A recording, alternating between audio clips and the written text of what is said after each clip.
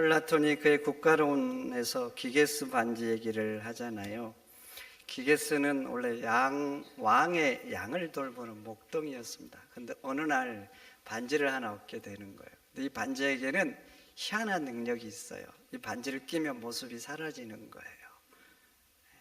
기게스가 이 반지를 얻고 어떻게 되는 줄 아세요?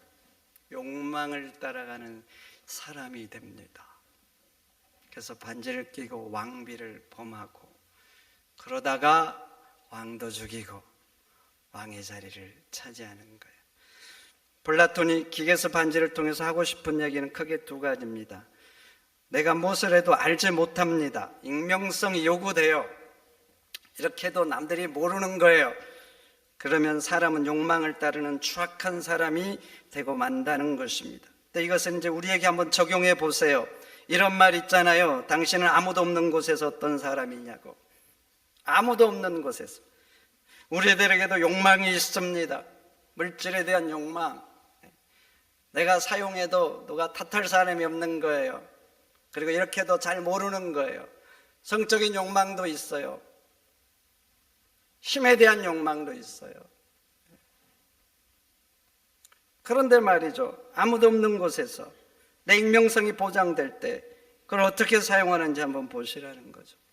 아무도 없는 곳에서, 누가 알지 못할 때 내 욕망을 어떻게 분출하는지. 두 번째는 절대 권력은 절대로 사람을 타락시킨다는 겁니다. 그리고 그 권력, 어떤 존재도 포기하지 못한다는 거예요. 더 정확히 말하면 포기가 안 된다는 겁니다.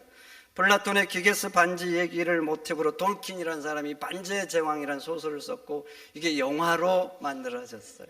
여러분 보셨죠? 얼마나 긴지. 1편, 2편, 3편, 4편, 5편, 6편까지 있는데 한 편 한 편이 진짜 거의 3시간 가까이 되잖아요. 제가 기독교 영화가 아닌 영화 중에서 여러분들에게 영화를 하나 바라고 하고 싶으면 이 영화를 바라고 싶어요. 스케일이 굉장합니다. 다양한 볼거리. 그런데 그 반지의 제왕에서 아주 리얼하게 표현된 거, 인간의 욕망, 이 욕망이 얼마나 집요한지. 거기 골룸이 나오잖아요. 골룸은 원래 스미골이라는 호빗의 그 친척이었어요. 낭만 있고 낚시를 좋아하고 그런 사람, 그런 존재였거든요. 그런데 골룸으로 변한 거예요. 왜 그렇게 변한 거예요? 반지의 힘을 추구하다가 그러잖아요. 반지를 얻고부터. 반지를 얻는 그날 친구를 죽입니다. 그 반지를 서로 차지하려고. 아주 친한 친구인데. 절대의 힘을 탐하다가 점점 자신이 그렇게 변해갑니다. 그렇게 자신의 모습이 추악하게 골룸으로 변하는데 반지를 포기 못합니다. 말로는 포기한다고 하죠. 수없이 포기한다 그래요. 포기해야 돼. 계속 중얼거리죠. 보셨죠? 안 보셨어요? 한번 보시기 바랍니다. 포기했다고 합니다. 근데 결코 포기하지 못합니다. 죽을 때까지 반지 주변을 떠나지 못하고 맴돌고 기회가 되면 반지를 취하려고 하잖아요. 그런데 이것은 골룸뿐만 아니에요. 반지를 없애겠다고 모로도로 용암으로 옮기는 임무를 맡는 표로도도 마찬가지입니다. 절대 반지 때문에 세상이 악하게 변하고 오쿠들도 득실거리고 세상이 위태합니다. 이 절대 반지 때문에. 그런데 문제는 뭐냐면 이 절대 반지를 세상에서 없앨 수가 없는 거예요. 그 무엇으로도. 우리 마음속에 있는 욕망을 없애지 못하듯이 아무리 없애려고 해도 없앨 수가 없어요. 그런데 딱 한 곳, 모로도로 산에 있는 용암에서만 없앨 수 있는 거예요. 그래서 이 용암으로 반지를 옮겨서 파괴하기 위해서 온정대가 만들어지잖아요. 그래서 한 사람이 택함을 받는데 바로 표로도라는 호빗이 택함을 받죠. 그나마 이 사람은 반지의 그 힘에 취해서 간신히 이기는 거예요. 그래서 이 표로도가 선택을 받는 거예요. 그래서 이 모로도로 용암으로 옮기기 위해서 수많은 사람들이 돕잖아요. 싸우고 오코들과 싸우고 그러면서 죽고 표로도 자신도 사선을 수없이 넘으면서 간신히 그 반지를 용암까지 가져갑니다. 그리고 용암 위에서 이 반지를 이제 놓기만 하면 되잖아요. 그러면 악으로부터 세상을 구할 수 있고 자신을 도왔던 수많은 사람들도 사는 거예요. 근데 그 용암 위에서 망설이잖아요. 망설여. 할까 말까, 할까 말까. 나야 돼요. 어떻게 해야 돼요? 어떻게 해야 될까요? 나야죠. 나야 되는데 이걸 놓지를 못하고 망설이는 거예요. 그러다가 말이죠, 놓지를 못하고 반지를 껴버리잖아요. 지금 이 반지를 여기까지 옮겨오기 위해서 얼마나 수많은 사선을 헤매고 수많은 존재들이 희생을 당했습니까? 그리고 이 모로도로산에 가까울수록 절대 악이 오크들을 동원해서 얼마나 치열한 방어전을 치릅니까? 그리고 그 밑에서는 자기를 도왔던 수많은 선한 존재들이 지금 오크들에게 둘러싸여서 지금 전멸당할 위기에 처해 있어요. 그러니까 한 사람이라도 희생을 치르려면 이 반지를 빨리 놔야 되는데 놓지를 못하는 거예요. 나야 이 사람들이 사는데 자기가 끼면 이 사람 다 전멸하고 세상은 악으로 이제 끝장이 나는 거예요. 그런데도 놓지를 못하고 반지를 껴버리잖아요. 그리고 또 하나 잊을 수 없는 장면, 거기까지 골룸이 따라오잖아요. 베로도가 반지를 끼자마자 달려들어서 반지를 뺏으려고 합니다. 뺏으려고 해요. 그러다가 반지를 낀 손을 입으로 물어서 자르잖아요. 그 과정에서 반지와 함께 이 골룸이 용암에 떨어지잖아요. 그러니까 반지가 사람의 능동적인 행위에서 이게 없어진 게 아니에요. 어쩔 수 없는 상황에서 떨어지는데, 여러분, 골룸 떨어지면서 반지를 보면서 세상을 다 얻은 표정으로 뭐라 그래요? 뭐라 그럽니까? My precious, my 웃으면서. 이 반지 때문에 자신이 어떻게 된 거예요? 추악한 골룸으로 변했습니다. 그리고 지금 떨어지면 이 용암 때문에 죽는 거, 이 반지 때문에. 근데 용암을 보지 않아요. 이 반지를 보면서 세상을 다 얻은 표정으로 My precious. 플라톤이 기게스 반지를 통해서 하고 싶은 말이 있어요. 절대 반지는 사람을 추악하게 타락시키고 그 반지를 취하면 세상이 악하게 변해도, 그리고 그 반지가 자기 생명과 인생을 뺏어도 사람들은 이 절대 반지를 결코 포기하지 못한다는 겁니다. 제가 설교를 준비하면서 우리나라 대통령들이 생각났습니다. 이승만 대통령. 절대 반지에 취해서 군대를 동원해서 국회의원들을 다 잡아가잖아요. 어떻게 생각하세요? 국회의원들을 한꺼번에 다 잡아가는 거. 그리고 부정선거를 저질렀습니다. 부정선거를 저진 줄 알고 시민들이 일어나니까 무자비하게 진압을 하잖아요. 그래서 사람이 죽고 시민들이 막 피를 흘리고, 그러니까 사람들이 더 일어나잖아요. 그래서 일어난 게 4.19 혁명 아닙니까? 시민들이 일어나니까 이승만 대통령이 어떻게 해서 자기 때문에, 부정선거 때문에, 그리고 사람들이 죽어서 백성들이, 시민들이, 국민들이 일어나는데 그 국민들을 대상으로 계엄을 선포하잖아요. 계엄을. 그래서 결국 하야를 하고 말죠. 박정희 대통령 역시 탱크를 동원해서 국회를 통정하고, 그래서 만든 헌법이 유신헌법 아닙니까? 유신헌법을 통해서 장기 집권의 길로 가죠. 말이 장기 집권이지 독재자의 길 아닙니까?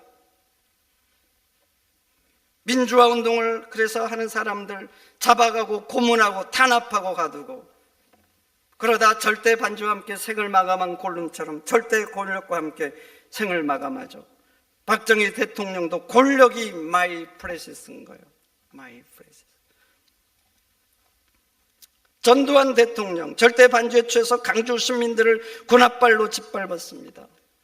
공수부대를 국민들에게 투입하잖아요. 공수부대, 우리나라 군인들 중에 정예화된 군인, 북한과 적들을, 더 막강한 적들을 막으라고 공수부대를 만든 거예요. 그런데 그런 공수부대를 국민들을 향해서 투입해서 짓밟아요. 제가 대학 때 광주 시민들이 군합반에 짓밟힌 그 영상을 봤습니다. 피가 끓더라고요. 피가 낭자하고, 피가 낭자한 그 시민들을 향해서 총을 쏘고 쫓아가서 잡고 곤봉으로 때려서 머리가 터지고 속에서 막 올라왔어요. 보신 분들 많죠? 시간이 지났죠. 그래서 수많은 사람들이 죽고, 그래서 망월동에 묘지가 있는 거 아닙니까? 최고 권력이라는 이 반지를 위해서 골륜보다 더 추악한 인간이 되고 만 거예요. 사람은 절대 반지 포기를 못합니다. 포기를 못해. 근데 문제는 우리 앞에도 반지들이 있습니다. 물론 절대 반지는 아니지만 작은 반지들 제 앞에도 있고 여러분 앞에도 있어요.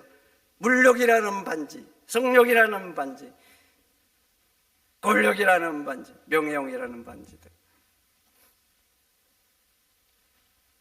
이 반지들 통제하기가 참으로 어렵습니다. 참으로 어려워. 얼마나 힘들든지 자문은 이렇게 말하죠. 노하기를 더디하는 자는 용사보다 낫고 자기 마음을 다스리는 자는 성을 빼앗는 자보다 낫다. 여러분, 견고하게 쌓은 성을 빼앗는 건 너무나 어려워요. 적어도 3배의 군사력 차이가 나야 정복할 수 있다 그래요. 3배 차이 나도 정복하기 어렵죠. 최소한 3배 차이가 군사력이 나야 성을 뺏을 수 있다 그래요. 그만큼 어려워요. 그만큼. 근데 자기 마음을 다스리는 자는 성을 뺏는 자보다 낫다는 거예요.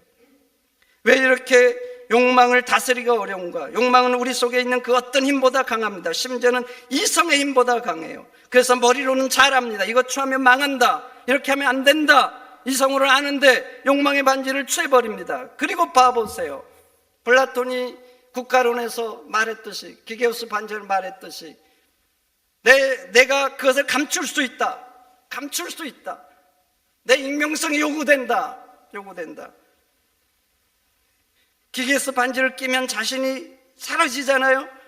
그것처럼 자기가 익명성이 될 수 있다. 그러면 기꺼이 욕망의 사람이 돼버립니다. 돼버려. 드러나지 않을 것 같으면 성적인 욕망 취해버립니다. 물질적인 욕망 취해버려요. 내가 내 힘으로 뭔가 할 수 있잖아요. 익명성이 요구되고 알지 못할 것 같으면 취하죠. 그래서 나중에 드러나서 평생 쌓았던 인생의 탑을 무너뜨리는 사람이 얼마나 많습니까? 그리고 또 절대 권력을 갖는 거예요. 그게 국가적인 권력이든 한 단체에서 강력한 힘을 갖춰서 남들의 눈치를 안 봐도 돼요. 그러면 마음껏 취합니다. 마음껏. 그래서 솔로몬 왕 같은 사람도 봐보세요. 부인을 1000명이나 두었습니다. 어떻게 생각하셔요? 어떻게 생각하냐고. 욕망의 끝판왕을 보여주는 거예요. 욕망을 제어하지 않는 거. 부인 1000명. 그리고 자기를 위한 성을, 궁궐을 14년을 짓습니다. 백성들을 고생시켜서 14년. 솔로몬은 아버지 때 있었던 백향원궁이 이미 있었어요. 백성들 중에 가장 좋고 가장 넓고 가장 안전한 이미 궁이 있었어요. 그 궁에 만족하지 못하죠. 백성들을 고생시켜서 자기 한 사람을 위해서 14년을 궁을 짓는다는 거 어떻게 생각합니까? 골륜보다 더 추악한 괴물 아닙니까? 그 마음 괴물 아니에요? 좋은 겁니까? 욕망이라는 반지, 우리 속에는 이길 힘이 없어요. 그럼 그 힘을 이기려면 어떻게 해야 되는가? 내 속에는 없잖아요. 그래서 이기려면 욕망보다 더 큰 힘이 우리 속에 오셔야 하는 거예요. 그래서 우리가 성령 충만을 받아야 되는 겁니다. 아멘입니까? 성령은 하나님의 영입니다. 삼위일체 되신 하나님이고 성령보다 더 강력한 힘이 어디 있습니까? 그런데 감사하게 이 전능하신 하나님의 영이 우리 속에 오실 수 있는 거예요. 신비죠, 신비. 성령 충만함을 받으면 욕망의 지배로부터 벗어나서 성령의 지배를 받게 되는 거예요. 그래서 성령 충만과 성령의 지배를 받는다는 말은 동의어예요. 성령 충만은 성령의 지배를 받는 거예요. 왜냐하면 성령이 충만하면 성령의 지배를 받고 성령이 사람이 되어서 성령의 열매를 맺는 사람이 되는 거예요. 그래서 성도들에게 성령 충만은 옵션이 아니라 꼭 받아야 될 필수인 거예요. 그래서 하나님도 우리에게 말씀한 거예요. 성령 충만을 받으라. 성령 충만을 받으라. 그거는 여러분 성령 충만을 받아서 성령의 지배를 받고 성령의 열매를 맺는 성령의 사람이 되시기를 축원드립니다. 그럼 어떻게 성령 충만을 받을 수 있는가? 그 첫 번째 답이 오늘 본문에 나옵니다. 오늘 본문 보세요. 아버지께서 구하는 자에게 성령을 주시지 않겠느냐 말씀하잖아요. 구하는 자에게 주시겠다는 거예요. 구하는 자에게. 여러분, 구하는 자에게 주시는 거, 이게 영적인 법칙입니다. 원하지 않는데 무관심한 거예요. 무관심해. 성령이 임하지 않습니다. 임하지 않아요. 사모해야 되고 구해야 됩니다. 원해야지 성령이 오시는 거예요. 우리 기독교의 유명한 그림 있잖아요. 문 밖에서 두드리시는 예수님의 모습. 밖에서는 문을 열 수가 없어요. 안에서만 열어줄 수 있는 그림이잖아요. 그래서 예수님이 문을 두드리는 거예요. 여러분들의 마음의 문을 두드리고 계시잖아요. 여러분, 성령님은 인격이십니다. 그래서 원하지 않는 자, 무관심하는 자에게는 임하지 않는 거예요. 기도도 역시 마찬가지. 마태복음 7장에 구하라, 찾으라, 문을 두드리라 합니다. 구하는 자에게 주시고 문을 두드린 자에게 열어주시겠다고 말씀을 하셔요. 여러분, 하나님은 좋은 거 주고 싶어 해요. 그런데 보세요. 어떤 사람에게 더 주고 싶어 하는가? 구하는 자에게입니다. 그리고 하나님이 우리의 사정을 모르시겠습니까? 존재하신 하나님이 우리에게 무엇이 필요하고 무엇이 부족하고 이게 꼭 내 인생에 없어서 안 될 걸 모르시겠어요? 다 아시는 거예요. 그런데 아셔야 됩니다. 어떤 사람에게 더 주시는가? 구하는 자에게 주시는 거예요. 이게 하나님이 우리에게 주시는 법칙, 영적인 법칙인 거예요. 성령 충만도 역시 마찬가지예요.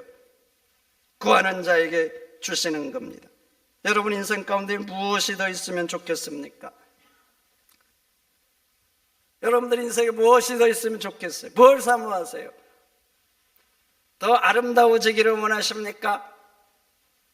좋습니다. 아름다워지세요. 하나님이 만드신 멋진 창조물 아름답게 가꾸는 건 좋은 거예요. 그러니까 여러분도 오늘 신경 쓰고 저도 신경 쓰면서 서로 만나야 돼요. 더 좋은 집 원하십니까? 좋습니다. 그것도 좋아요. 하나님 여러분들이 편안하고 에덴 동산처럼 하나님도 살기를 원해요. 땀 흘려서 그렇게 하셔요.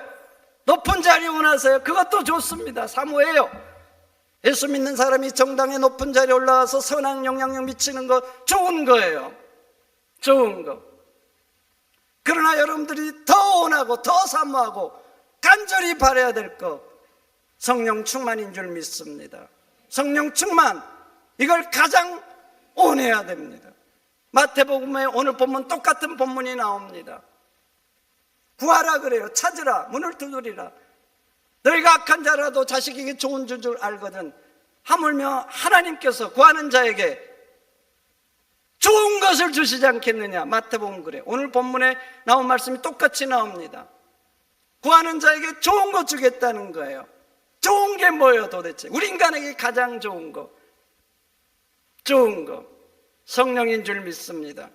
그래서 누가복음 오늘 본문은, 이 본문 똑같은 본문인데 마태복음은 구하는 자에게 좋은 것 주시겠다고 하는데, 좋은 것을 오늘 본문은 구하는 자에게 성령을 주시지 않겠느냐고 바꾼 거예요. 우리 인생에 좋은 거 많지요. 아름다움 좋은 거, 권력 좋죠. 잘 사용하면 좋아요. 좋은 집도 좋아요. 그러나 여러분, 성령 충만한 건 가장 좋은 거예요. 성령 충만해서 성령의 지배를 받고 살면 그 삶은 영원한 하나님 나라에까지 이루는 삶입니다. 이 땅으로 끝나지 않는 거예요. 그래서 성령 충만함으로 사는 거 가장 좋은 거. 그래서 오늘 말씀은 구하는 자에게 성령을 주시겠다고 말씀하는 거예요. 그러니 여러분, 성령을 구해서 성령 충만한 삶을 사시기를 축원드립니다. 두 번째, 성령님은 말씀을 사모하는 자에게 임하십니다. 사도행전 10장 44절 보세요. 성령이 말씀을 듣는 모든 사람에게 임했다, 이렇게 기록합니다. 무슨 상황입니까? 베드로가 고넬료 집에서 말씀을 전하는 거예요. 말씀을 전. 왜 고넬료 집에 베드로가 왔습니까? 요바에 있는 베드로에게 고넬료가 하인들을 보내서 초대한 거예요. 우리에게 말씀을 전해달라고. 그래서 먼 거리를 왔어. 당시에는 말이죠, 유대인들 이방인 집에 안 들어갑니다. 고넬료 이방인 백부장이잖아요. 들어가지 않아요. 근데 초대한 거예요. 사모함으로. 그래서 그곳에 와서 말씀을 전합니다. 듣는데 정성을 다해서 듣습니다. 말씀을 정성을 다해서 들어요. 사모함으로 간절히 듣는 거예요. 그래서 성령이 임한 거예요. 그럼 봐보세요. 베드로가 고넬료 집에 와서 무슨 말씀을 전했습니까? 사도행전 10장을 읽어보세요. 여러분들이 다 아는 말씀입니다. 병자를 예수님이 고치시고 죽으시고 부활하셨다, 이 말씀을 전하는 거예요. 다 아는 말씀, 여러분들이 수백 번 들었던 말씀, 익숙한 말씀, 특별하지 않아요. 그런데 이 말씀을 간절히 받은 거예요. 사모함으로 들은 거예요. 정성껏 들은 거예요. 그렇게 정성껏 들으니까 들었던 그 사람들에게 성령이 강력히 임한 거예요. 그래서 성령이 말씀을 듣는 모든 사람에게 내려오셨다 말씀한 것입니다. 성도 여러분, 말씀을 들을 때 정성을 다하시기를 축원드립니다. 이 말씀이 하나님의 말씀이다. 내게 주신 생명의 말씀이다. 내가 이 말씀을 먹고 살아야 산다. 그렇게 간절히 들어야 될 줄 믿습니다. 그렇게 사모함으로 들으면 성령이 임할 줄 믿습니다. 그렇게 사모하고 듣는 사람이 영적으로 보면 심령이 가난한 사람입니다. 말씀을 들을 때 정성이 없고 간절함이 없어요. 그렇잖아요. 그러면 말씀을 먹지만 소화가 안 되죠. 소화가 안 돼요. 음식 먹으면 소화가 안 된 거죠. 그 사람은 영적인 비만에 걸리죠. 살이 찌고 몸이 좋은 것 같지만 문제 있는 사람 되는 거예요. 영적으로 강하지 않는 사람. 그리고 이런 사람은 센서가 고장난 사람처럼 어떤 말씀을 들어도, 누가 와서 전해도 말씀에 반응하지 않아요. 고장난 센서처럼. 특별할 때, 어쩔 때 한 번씩 가끔 반응을 해요. 가끔. 여러분, 어떤 사람이 더 되고 싶은지 한번 골라보세요. 좋은 음식점에 가서 비싼 음식을 사 먹는데 맛이 없어요. 맛이 없어. 아무리 맛있는 음식을 먹어도 별로예요. 그런데 별것 아닌데 맛있는 사람이 있어요. 별거 아닌데. 여러분들은 어떤 사람이 되고 싶으세요? 이것저것 아무리 맛있는 거 먹어도 맛을 느끼지 못하고 이런 사람이 되고 싶어요? 별거 아닌데 아주 꿀처럼 맛있게 먹는 사람이 되고 싶으세요? 어떤 사람이 되고 싶은데요? 어떤 사람이 더 복된 것 같아요? 여러분, 고넬료가 그런 거예요. 심령이 가난하니까 여러분들이 이미 익숙하고 너무나 잘하는 말씀, 그 말씀을 듣는데 성령이 임한 거예요. 여러분, 고넬료처럼 심령이 가난해서 말씀을 들을 때 사모함으로 들으시기를 축원드립니다.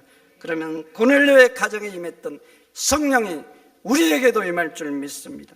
그래요, 우리 본질은 악합니다. 악한데 그 속에 욕망이 있어요. 그래서 이 욕망을 선하게 잘못 사용하는 거예요. 이기려고 해도, 벗어나려고 해도 벗어날 수가 없는 거예요. 그러나 성령 충만하면 욕망이 아니라 성령의 지배를 받고 성령의 사람이 되는 거예요. 그러니 여러분, 성령을 사모하고 구해서 성령 충만을 받으시기를 축원드립니다. 그래서 성령의 지배를 받고 성령의 열매를 맺는 성령의 사람이 다 되시기를 축원드립니다. 축원드립니다. 하나님 감사합니다. 오늘 주신 말씀 마음에 잘 새겨서 성령 충만을 받고 성령의 사람이 되도록 붙잡아 주옵소서. 그래서 우리 속에 있는 욕망들 이기면서 선하게 사용하면서 살아가는 저희들이 되도록 역사하여 주옵소서. 존귀하신 예수님의 이름으로 기도하옵나이다. 아멘.